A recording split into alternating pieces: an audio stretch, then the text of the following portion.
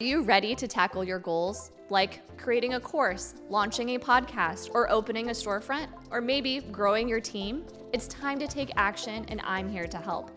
My name's Kelsey Knutson, and this is the Get Shit Done podcast. Learn from industry experts, fellow entrepreneurs, or your favorite business coach, aka me.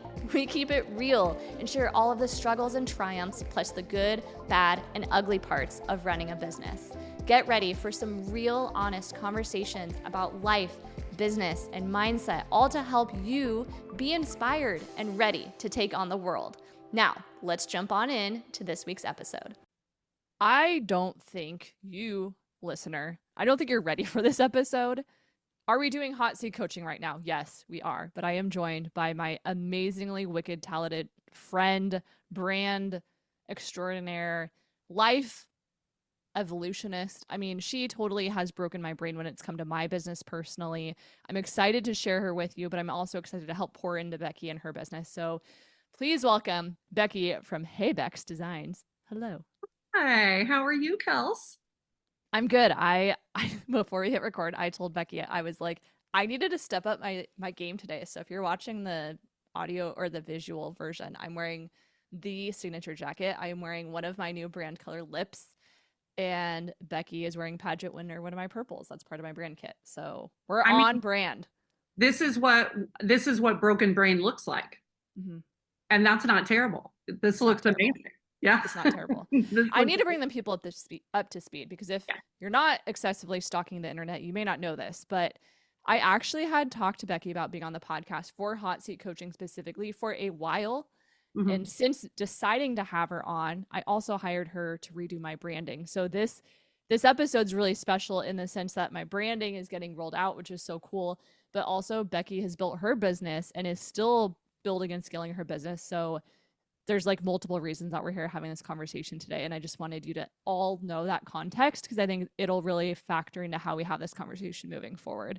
I mean, Becky, any thoughts, any little tidbits you want to add in there? Well, I mean, working on your branding has been an absolute blast. I cannot wait for the people to see it. But I mean, I think that leads to the bigger picture of, I feel very aligned with what it is that I'm doing in branding.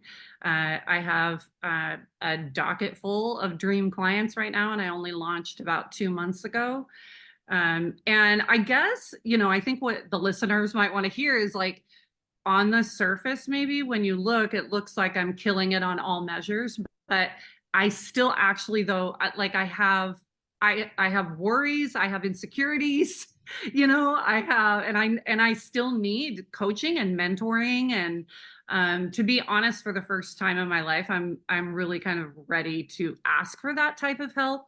In the past, I've always just handled everything on my own. And so, no, I think it's super cool that we get to be here and chat about it. And I do think that the duality of success and learning is interesting and true for all of us. We can experience both at the exact same time. Yeah, I highlight what Becky just said. And I think it's just important to continue to have this conversation. And I also think it's a great reminder none of us know what the heck we're doing.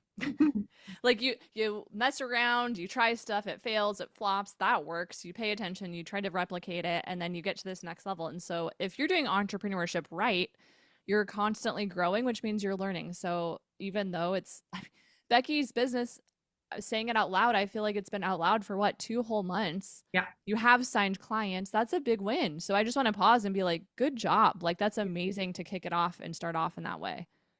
I feel very, very, very lucky how it all worked out. I didn't really expect it. I opened with a wait list and, I'm signing new contracts and I have people that I'm still chatting with about bringing on. And so, yeah, no, it's been a really big, for me, I think a really big success in the launch of it. And I'm also lucky that my first couple of clients have helped me kind of co-create the experience like you. But I have a couple clients that are helping me say like, I love this part. And what if we did this? And that's very, very helpful. Yeah, for sure. Okay. So let's jump into the episode just to lay the groundwork a bit.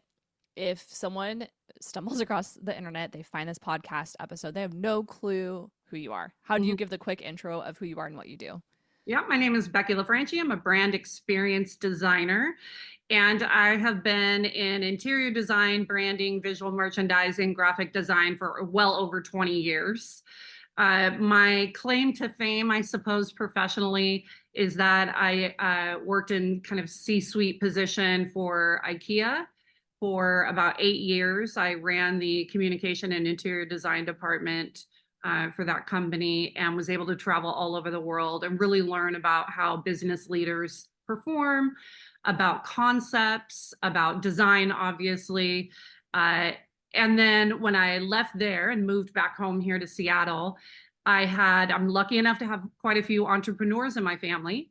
And I helped them brand and launch their businesses and rebrand their businesses and design the interiors of their business. And I painted murals, and I was just kind of doing it for free and for fun. And this last year, I really just felt so called to do it even more and to really just pour. As I get older, I want to spend my life doing exactly what I love doing. And I want to really lean into that creative side and help people find their big brand energy. I'm very, very passionate about small business. And I do think that small business owners can treat their business and their brand like a big, major corporation, but with that small town, small business connection and vibe and goal setting and drive and all that wickedness. Yeah, I love that. And I think it's important to start there. So if you're listening to this episode, it's important to understand Becky's business, because as we get into kind of the coaching side of things, I want you to put yourself in her shoes. You know, you have clientele. We're putting the pieces together. She's built her Hell Yes offer, which is a very signature Kelsey thing. And even though you've been alive out in the world for 2 whole months, I feel like you've been iterating this Hell Yes offer for a while. So we can check that box. That's like always my first question. I can confirm, and as a client, I can also confirm it's a Hell Yes offer. So done and done. I think another thing to acknowledge, Becky knows her ideal person, almost in a freaky way. We joke about it, but as she was working on my brand, Becky talked about how you were like a method actor. Is that the verbiage you used? Could you explain like that part of it a little bit? Like how did you identify, so before someone hires you, how do you identify who your ideal people were, and like how deep do you go in that process? I guess it's people that I just vibe with, like if I'm out at happy hour and I meet a friend, I'm naturally going to gravitate toward the people who are kind of running their own thing. Either they're leaders in a company, managers, they own their own business. Those are the people that I usually kind of click with. I'm not seeking them out necessarily, but we find each other. And then we're just like, da, da, da, da, da. And so that type of person I already knew was like my person. And I have built a couple of iterations of this business over the last few years. And I've had some pretty unfortunate client situations because I was just kind of trying to do it like designers do and not like I do, right? And so I was finding clients that a designer would say, "Oh, that's a great client," and they were kind of disasters, and I knew I didn't want to do that again. Yeah. So Hell Yes offer, check. Ideal client, yes. Even I think it's important for every entrepreneur to experience a non-Hell Yes client experience. That teaches us so much. And I think those two things are important to know, and we know those things. So if you were to communicate to someone listening to this episode, how would you articulate like your current business problem that you're working through, or what's top of mind coming into this hot seat? Well, where do we begin? Yeah, I know. So I opened 2 months ago. Yeah. Had a wait list, and then I had this like little pocket where a few of the big projects that I had started with were kind of coming to a close, and I was looking at what was coming next, and I didn't really have anything necessarily closed. And I started to be like, what do I do? Like I opened. And so I should just be like, I told people that I'm here. So like, what do I do? Like, what do I even do? And I remember you saying, well, who's on your leads list? I think you asked me something like that. And I said, yeah, exactly. Who is on what leads list? What is that? I had no idea. Like, and it seems so silly to me because I have been a part of like a commercial kind of triangle in all these different companies that I've worked in, where I'm working very closely with like a sales function or like an operational function. And I think it was sort of like, when people say, oh, I eat at restaurants all the time, I could totally open a restaurant. I think it was kind of like that. Like I just had close proximity and enough knowledge to be scary about sales. Like I can actually do a sales forecast, I can write an RFP. I thought that that was what it would take, but it's not that. It's lead generation specifically, like how to actively and intentionally speak to people about your business in a way that is you are marketing yourself and you are marketing your business. And I came across this podcast of these two girls, the sales girls, and they were talking about sales. And I was like, oh, I'm not doing that. I am not, I'm just sitting at home designing and I'm not doing that. And I need to learn how to do that. Oh my gosh. Yes. So, Summit Down people, we're talking about sales today. And I'm Mm-hmm. excited to talk about it because I think your history can be your best teacher, and past clients can give you the copy that you need. Because the problem is, Becky, is you have blind spots because you already live and breathe and believe in big brand energy because that is the world you live in. You forget what it's like to be unsure and what life was like before. And that gap is what we have to fill for people. And then to add fuel to the fire, your ideal person doesn't know they need you. We've Mm-hmm. talked about this before. Mm-hmm. So it's not as simple as like, hey, I'm Becky. I meet you at a networking thing, close the deal. You have kind of like a multi phased approach where you have to get them to a place of identifying a need and then recognizing that what you have to offer solves that need for them. So there's like an educational component to your sales strategy that is like a must. Mm-hmm. And And go to ahead. add even more fuel to the fire, Yeah. it's kind of hard to describe actually what I do because I'm an interior designer, visual merchandiser by trade. I do interior design, but I'm not like the interior designer you think of when you think of one. I do graphic design, but I'm not like the graphic designer that you think of when you think of one. I'm a brand experience designer. I'm not the brand identity designer that you think of when you think of one. How I approach this is also very difficult to explain. So yeah, I mean, I guess I've lost it in the messaging there. I'm laughing because I relate immensely. So let's have you coach me for a hot sec on this. Oh yeah. If if you were to run into a girlfriend who has a business, who's maybe one of our ideal clients that you mapped out so beautifully for me, Mhm. how would you pitch me as a business coach to them? Hmm. Oh my gosh. Okay, yeah. So I would say, listen, I hear what you're talking about, and I'm definitely going to want to introduce you to my friend Kelsey. She's a business coach, but she's like a business coach you've not really like worked with before. She's super cool. I would definitely start with that. And then I would say that you're savvy, that you have like you're able to like target exactly what an issue is and then just get right to that issue. And also what I really appreciate is that you have this emotional intelligence to know when to kind of, like joke around and make light of the problems that a business owner is having. And then also when to just like go in and be like, hey, what is going on here? Knock that off. We've got to fix this.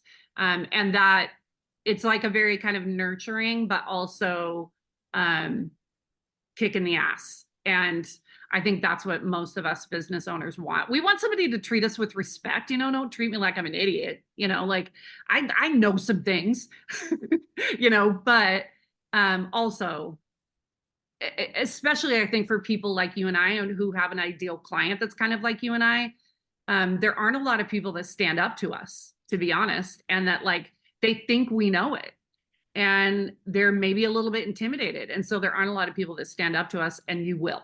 So that's what I would tell them. Thank you. Yeah. First of all, thank you for that plug. But that exercise is important because you have proof of concept. You have people you've worked with in this capacity who they at one point made that decision.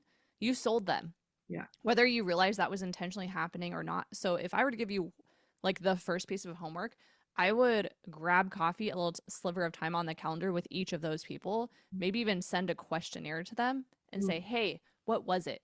What did I say? What was that pain point? What was that thing you needed that made you think Becky can solve this for me? Like what was that moment? And help use their words to tell this story.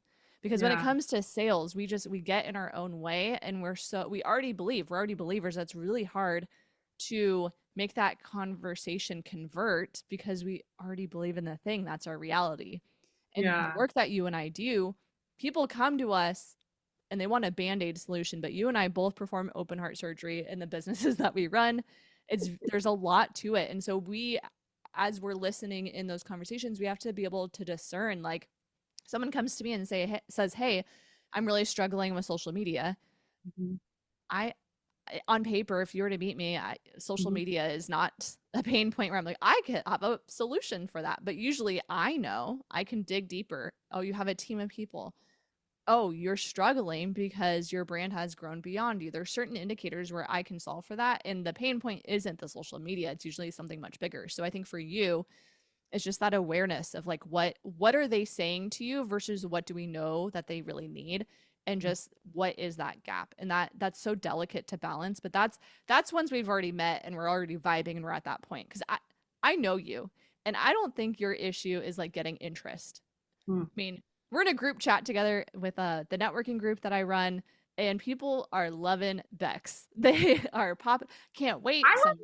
love them. I love I them. Yes, but like people, there's interest, there's excitement. The no and like is there. Okay, but now what? And so Yeah. that's where we Yeah. need to hyper focus in. And I think it's understanding their pain points. And some of them you may not be the solution for right now, and that's okay. But it's being able to decipher through what they're saying, but like you know how we say things, but you listen, you're like, but you're actually saying this.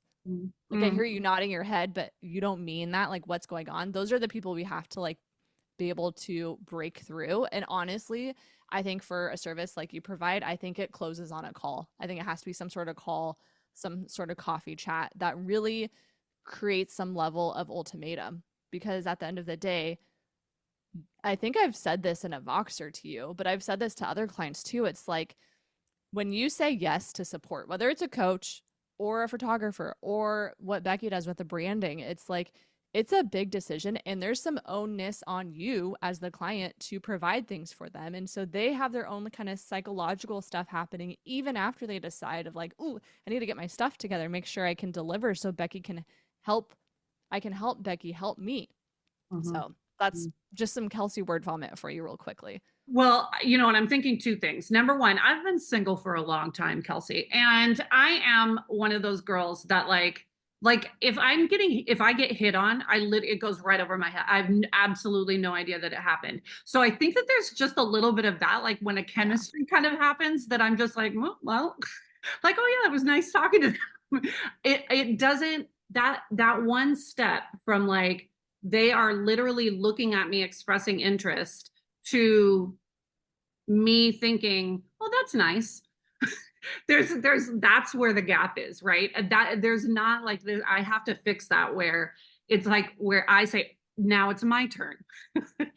I see the interest, I hear the interest. Now I need to pull that out a little bit. Like let's talk about that a little bit. And share that interest. So there's that little piece of it. But the other thing that I'm thinking is that I did this energy thing that you're talking about. I did just have this recently. I was sharing with you about Instagram. I was just kind of like trying to fit into, again, kind of what brand designers do on Instagram. And I realized that I was like talking about information and not transformation. And that, who cares? Like, who cares? Do you my one of my things in my taglines in my business is built for busy. I'm built for busy business owners, and I am a busy business owner. I have been for years. I know exactly what it's like. Busy business owners do not want to learn what brand attributes are. They don't give a They don't. They want to know that they're going to make more money, have more time, have more freedom, have more fulfillment, have more hope, have more motivation. That's what they want to know. And so that too is, I think, where I'm learning to, like, when I am in a conversation with someone, that's kind of how it won't feel like salesy. You know how people get a little ick on salesy. If I was like, oh, well, then let me tell you about my offer. I'm so glad we met. And then started, they would glaze over. The interest that they showed at the beginning of the conversation would probably just like, okay, it's okay. And they would lose it. And so it's to like stay in on that transformation moment until I can see and feel that hell yes for them. Yes. And I think you said it, and I was going to ask you if you didn't say it, but the whole idea of built for busy, you have to think about how that person behaves and how Yeah. they want to be sold to. And if they said, hey, let's chat, I'd love to talk, that person wants you to follow up and make it happen. Yeah. If that door is open that way, hey, you've been on my mind. I've been thinking about you. Boom. Great. Let's schedule something on the calendar. Hey, are you going to Empower? How about we touch base after? Like, Yeah. how can you condense time? Because busy wants efficiency. Yeah. They want easy. And then right out of the gate, when I'm on that sales call, I just say, hey, I know this is probably overwhelming and there's a lot of different facets to branding. And you probably don't even know what I do fully, but I just want you to know right off the bat, I make this as easy as possible to fit into your busy life because I get it. And that's exactly why I've built it the way that I have. And then you almost like, you like disarm them. And I think that's so important because remember, they don't know what they need. They think, what do people say to you when people are talking to you? They meet you on the street, they're out networking, they're DMing you. What do they think they need from you? A logo, Yeah. No, they Canva usually will templates. they usually will just say like, we need to talk, we need to talk. And you can kind of see this, I'm desperate for help. Yeah. You know, like you can kind of see that and hear it. And it usually is something kind of connected with the exterior design. So they've seen work that I've done, and you know, they're complimenting it, and they want their space to look like that. And that will come, but honestly, not until like later, because all of my clients, even the interior design clients, have to start with branding for me. And again, I mean, I think even with you, like how I approach branding and what I mean by it is so much deeper and more meaningful and transformative than really anything that you've had an experience with. And so, yeah, I mean, I want to actually have multiple conversations leading up to a closing conversation because, you know, I want them to really see it for themselves. You know what I mean? I want to help convince them like, you're worth this, your business is worth this. I say all the time on social media, you are important, what you're doing is important. I always say, I trust me, I trust you, I trust the universe, all this is going to work out. Yeah. We're going to get through this together. And what you're doing is so important. You have to keep doing it. I want to help you thrive. Right. And I think you just have to also remember that this is a new muscle that you've built Yeah. too. Yeah. Like step one is just the awareness. And I've said it on podcast episodes too. Like I didn't realize I was in sales until I think I said like a year and a half, 2 years ago, which is embarrassing. I had a whole nother business before this business, and I never thought of myself as a salesperson. Yeah. But we are. If you're listening to this episode and you're a business owner, you are in sales. And so I think what can be really beneficial is just owning that, like, hey, this is a new thing for me.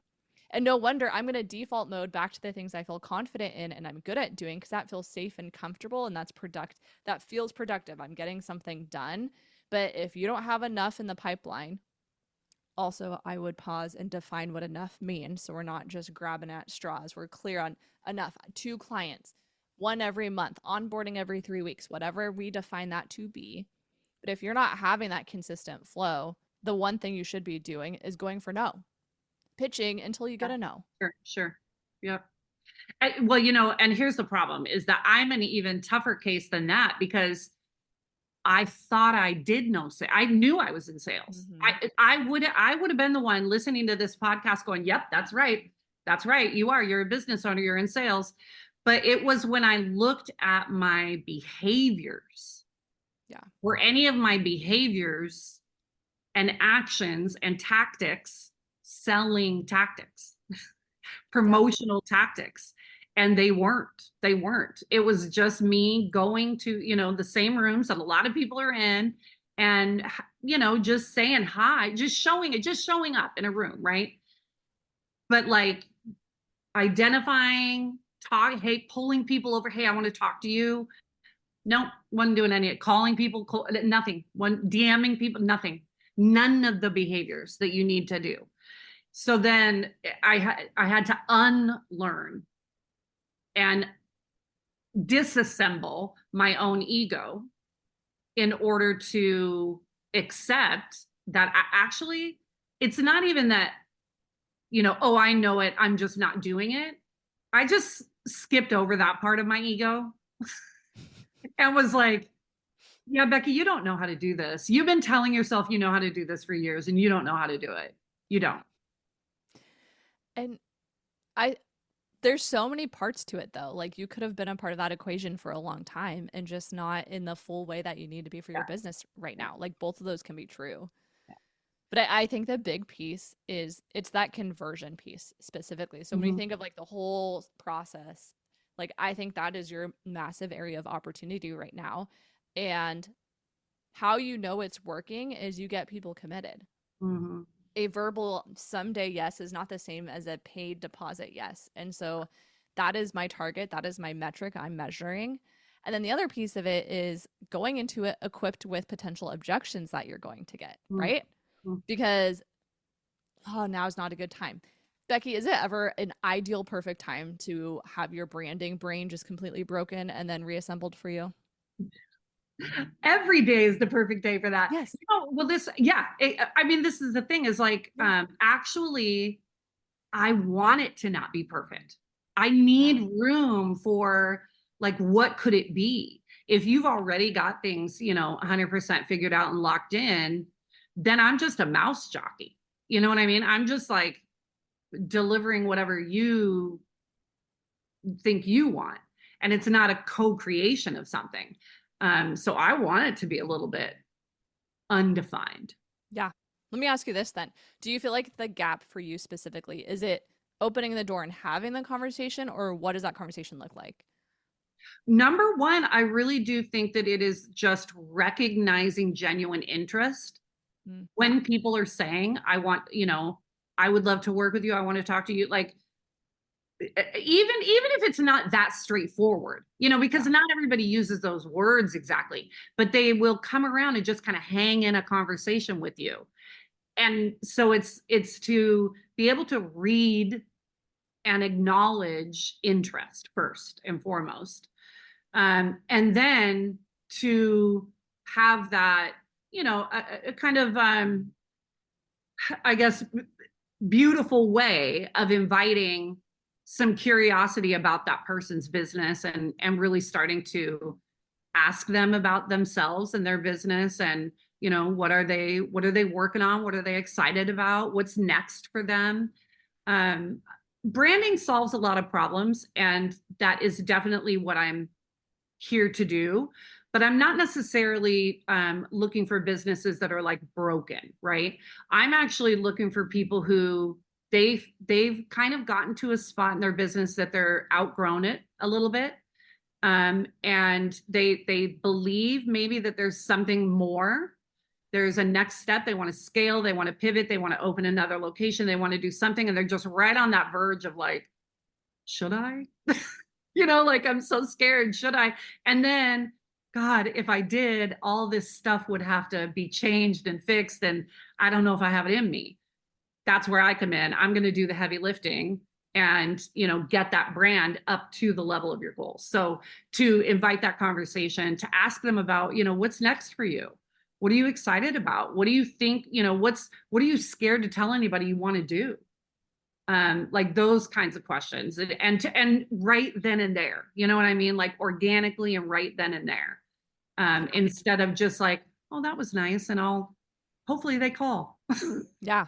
Yeah. I think I don't know if you realized you kind of solved some of this for yourself just there, but you just broke down two very different conversations that are part of the equation. And I think even just mentally separating the two is worthwhile. To me, one of them is just a basic, you just need them to know what you do, Yeah. period. And you also, if they can start to recognize what their problems are in business, that will then equip you to have a sales conversation. And Yeah. those are two different ones. And like being cool with that, because even if someone, if you talk to someone and you have that initial conversation and they're not a fit for your current offering, but they understand what you do and they can articulate you, that's worth your time right now. Yeah.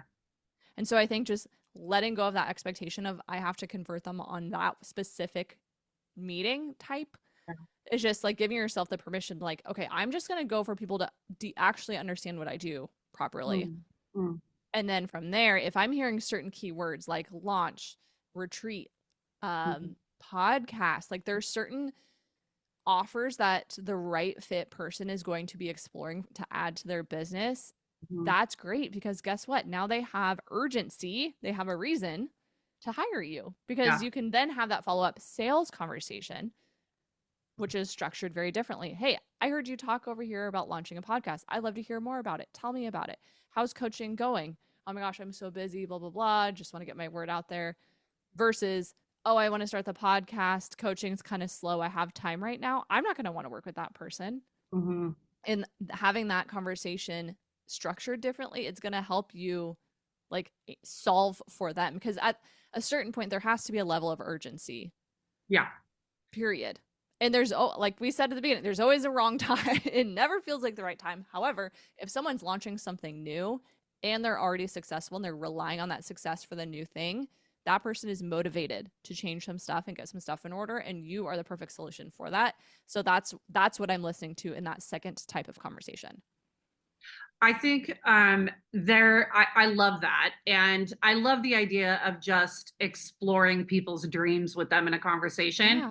And then I hear what you're saying about like, let's make sure they understand what I do. But to me, it's even I want them to just understand what a well-established brand can do. Yeah. Whether you take it from me or not, Sure. here's what a well-established brand can do to your life. Right. And how it can help you make decisions. And I can talk about that all freaking day for sure. My sister who owns Soleil and Company, she's an Aquarius. I'm a Capricorn, and so we always tell people she has her head in the clouds, and I put her feet on the ground. And I really do feel like that's part of this conversation, right? Is that Mm-hmm.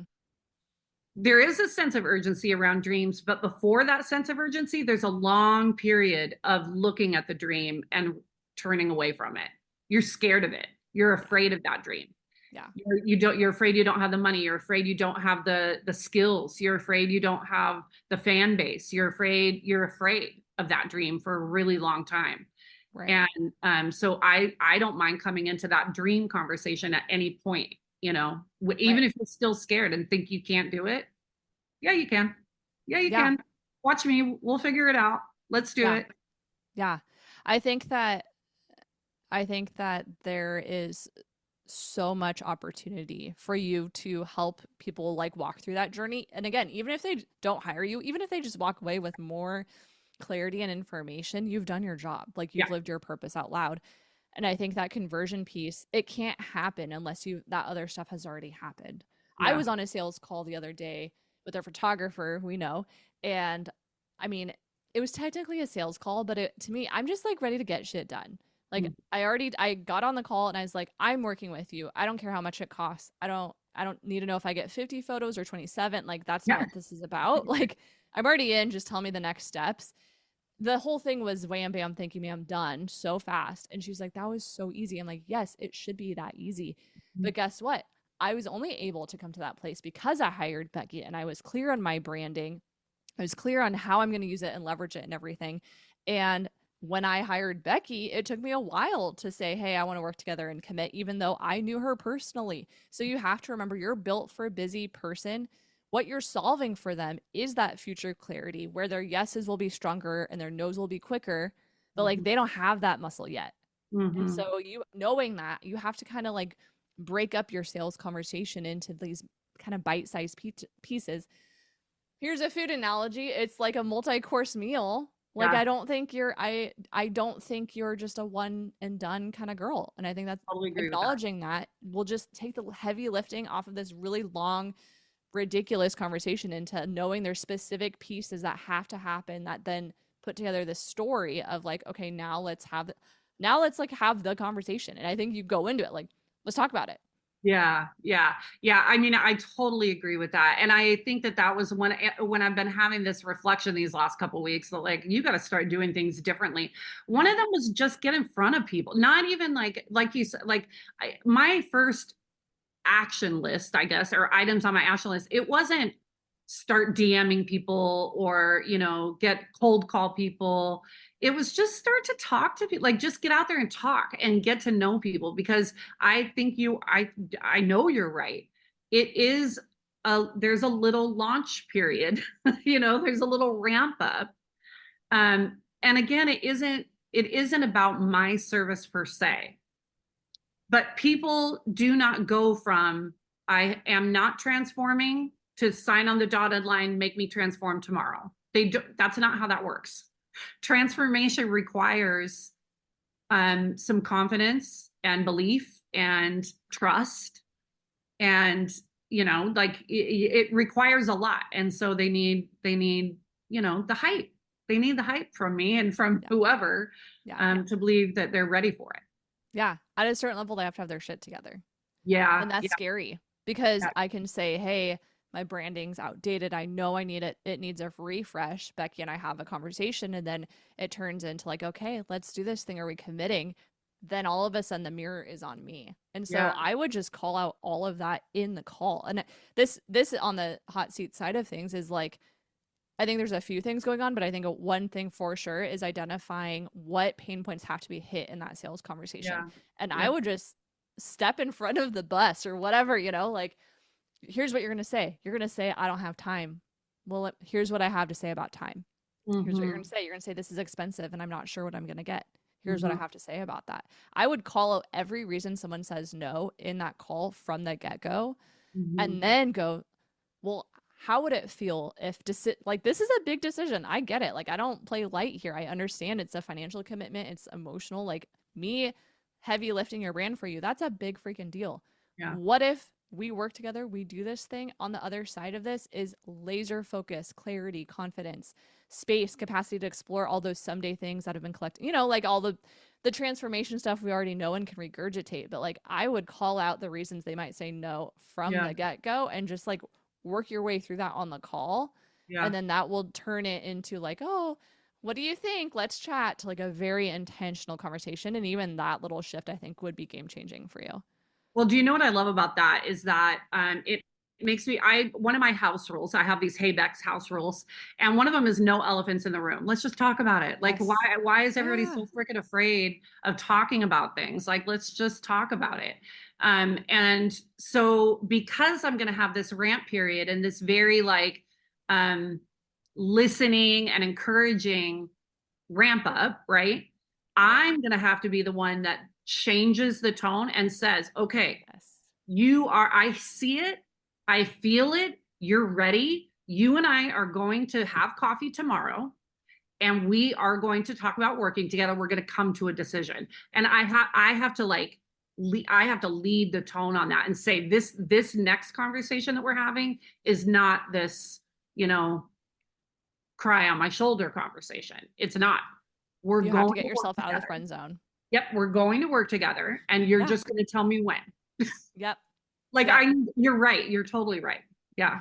And I think too that I imagine, I mean, this is me just guessing, but I imagine in the design process, if you and I like initially vibe and then a month, 2 month, 3 months goes by and we don't work together, it's almost like we have to start over because like there's a certain level of iteration that happens. And Mhm. if I'm not on your radar anymore, we haven't committed, it's almost like you need a refresh of that. So think of it from setting you up for success. Like it doesn't benefit you in your process to like have some conversations now in May as we're recording this and then have a follow up in December with no time in between, you Right. know? Right. And so even though on the calendar and business wise, you technically have capacity is not simply like what clients are on the books. Capacity is like the mental capacity. There's other factors too. And we have to shorten that cycle for people. If they don't know it's an option, they don't know it's an option. When I tell people I don't have room for you until September now, that's the truth. Right now, I don't have room. But if you're in a season where you have to be the one to create those parameters, that's hard. And it comes from a place of confidence. But that's the best thing you can do. And it's crazy because people will just jump on the opportunity and say, like, oh, are you sure you can't fit me in? Okay, let's just do it. What can we do? And then if you do have the ability to fit them in, you fit them in. And if you don't, you don't. And you say, hey, put that deposit down. We'll reconnect then. I just think Yeah. like you have to take charge of your lead flow. I think in conclusion, to sum it up, yeah, we got to get Yeah. out of the friend zone and we got to like control that like faucet that you're turning on and off in your business. I need to talk to your husband, Matt, and find out how he did it. I need to get his tactics and say, how did you get her out of the friend zone, Matt? I mean, I do. Oh man. Anyway, yes, you are totally right about that. And that also makes me think this is great. Again, I need to be controlling like what that time frame is from when we start to, because you're right. I do know that once it gets past a certain point, we've lost something.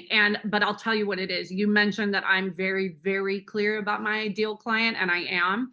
And one of those things is my ideal client has to be a decisive person. And if you can go 6 or 9 months and think that you want a transformation and wait that long and know that I'm right here in front of you and could do it, then you're not a decisive person. And the reason why and it doesn't mean you're not a decisive person ever. It just means right now you're not. And the reason why is that once I hand over this brand to you, you're not going to know what to do with it. You're going to go in a tailspin. It's going to sit on a shelf. You're going to start hating yourself. You're going to hate the money that you spent. And I'm not going to do that to anybody. I'm just not. I'm just not. You nailed it. I think you just need to take all the principles and philosophies of sales and tailor it super specifically to this ideal person for you, Becky. And you know who they are. You can picture them. And so think of how they would want to be sold to. Mm-hmm. And there's a little bit of call out that has to happen. And the right person's going to respond well to that. And then the people, the wishy-washies will see themselves out and they're not a fit anyways. And that's going to be to your benefit. Yeah. And then lead tracker, here's what I'm going to say about a lead tracker. A simple place to dump out your brain. It could just be an Excel spreadsheet. It can be Airtable. It doesn't matter what it looks like, but just a simple place of like, these are kind of the people on my radar right now. Here's last time I touched base with them. Any notes that help me in that. And then I'm probably doing 1, 2, maybe max 3 reach outs. And if we don't get some kind of call or coffee chat on the calendar, hey, thank you so much. If you ever need services in the future, you know where to find me. But I'm just letting you know, like, I'm fully taking you off my radar for this right now. Yep. Yeah. Yep. You know what I'm going to do? I'm going to watch this podcast and I'm going to take notes and I'm going to be like, oh, that was good. Yeah. I think we just get in our own way. And the irony is what you provide for people would actually make this process easier for them. You're just the catalyst in that for them. Yeah. I mean, a well-established, and the thing that I am really proud of, right, is that in the past, like I said, right away, I got to the ego stuff out of the way. Forget it. I'm not going to play with that. In the past, I would have just pushed this aside, but my brand, I am having the same brand experience that I designed for you. The brand that I designed for you is based on the brand that I designed for me. It's the exact same methodology. And so that brand has answered questions for me and has motivated me to get it, make it happen. And so it's helping me when problems like this show up, address them now. Like, what is this? Get to the root of it, get some help and get it fixed and get it out of the way. Right. And that is so freaking refreshing because business owners know they can spin on a problem forever. Yes. And a well-established brand will not let you do that. Ooh. It's got things to do. And right now, here's where we're going to end it. Right now, you're allowing them to spin. Mm-hmm. And that's it. You just need to you literally need to say like, hey, are we doing this or not? Yeah. Like, I know what you're doing. Yeah. Literally, that's all. You probably, I can think, knowing you, I can think of at least 5. I'm sure there's more than that, but list of people where you've had those like friend Yeah. zone. Yeah. What do you think? Here's what I want to do. I Yeah. think your next follow up to all of those people, Kels, I love you. You've talked about this retreat for a year. What are you Yeah. doing? Yeah. Are we doing this thing or not? Right. And then if they say, I can't right now, hey, I got to release you. You're still connected. You know where to find me, but I'm going to release you. And that will motivate the right person. And there you go. Yeah. Yeah. Yeah. Yeah. I love it. I love it. Yeah. Easy peasy. Easy peasy. It's I never just want easy. to help Sales aren't people and easy. change their lives. I just want to help. Yes. Yeah. It's all just a reflection on them and you providing the right time and opportunity for them to leverage it. But there is an ownness on them, and that's where we kind of have to hold them to some level of deadline. Yeah. Hey, I'm holding this spot for 2 days. Hey, this link expires in a week, like some kind of something. Yeah. Like in a nutshell, how did your brand transformation transform you? Well, if you're watching this, I look bomb AF because I got my hair done. It's different. I wanted more spice. Cute. There's more layers. It's mulletish. I'm wearing a lip color for the first time in I don't even know how long. I'm wearing the signature jacket. All of this fits into my brand. And I even said in my group earlier today that I'm getting rid of the things that aren't a hell yes, because I want to like diminish the decision fatigue that can happen as an entrepreneur. And I feel like I have that in my business, and now it's spilling over into my life, even like clothes, makeup, those things where you're like, should I wear it? Should I not? I don't really like how it fits, but anything I'm wishy-washy on, gone. And it started with the brand stuff and it spilled into other things. And I will say this, like at the end of the day, I'm also here to help people. I want to help people. And working with Becky helped me get clear on not everyone wants the help. And I'm not here to save everyone. I'm here to stir some shit up people. And I know Becky has the same energy too. And that's why I think it's important to have this conversation. And I'm just glad we got to pour into you a little bit. But truthfully, it's completely changed my life. And now I'm just excited. I will also say as brand stuff was coming, I was putting in weekend days to execute on it. That's how excited I was. So. I know. I love that. I love there that. You go. Yeah. No, that's awesome. Yeah. Well, that's thank exactly you. what I hope to happen. No, Kelsey, this was very helpful. Good. It really was very helpful. Thank you. Yeah. And if you're listening and you're like a little bit overwhelmed because of all of the like just vibes that we have going, but also just strategy, I just want to remind you of one simple thing. You're in sales. And either you're not getting in front of enough people. If that's the issue, get in front of more rooms and just get that initial awareness. You can tell that's working when you're getting the comments, the DMs. Oh, I love what you're saying. Oh, that really resonated deeply. Thank you for sharing. Loved what you're doing. It's cute hat, like all those things. If that's problem number 1, get in more rooms and measure it through that kind of success. And then if you're not converting them, if you're hanging out in that friend zone, have those conversations like I just equipped Becky with, where you're calling out the potential reasons they may say no, and you're creating some sense of urgency for them to shit or get off the pot. Yep. So thank you so much, Becky. This was awesome. Thank you, Kelsey. I want the people to follow you for so many reasons, but where's the best place for people to connect and hold you accountable too? Because I think that'll be kind of fun. Oh, yeah. If you slide into my DMs yelling at me about sales, people, that's fine. You can. Because you're right. Accountability is important. Yes, I'm on Instagram, heybex.creativehouse. And yeah, that's probably the best place to find me. Perfect. Awesome. Thank you so much. And for those listening, thank you for being here. So excited to continue this revolution with you. Bye. Hey, thank you for listening to today's episode. I hope it was valuable and prepared you to take bold, decisive action. And remember, there's no shortcut for the show up. So go do the thing. Check out kelseymarieknutson.com/podcast for all of the notes and resources mentioned in the episode. If you found the podcast extra helpful, please leave us a review on Apple, Spotify, or Stitcher, or wherever you listen to your favorite podcasts, or share it with someone who needs to hear it. As always, I love what I do, and it's because of you. That's all for now. Let's make this month matter and get shit done.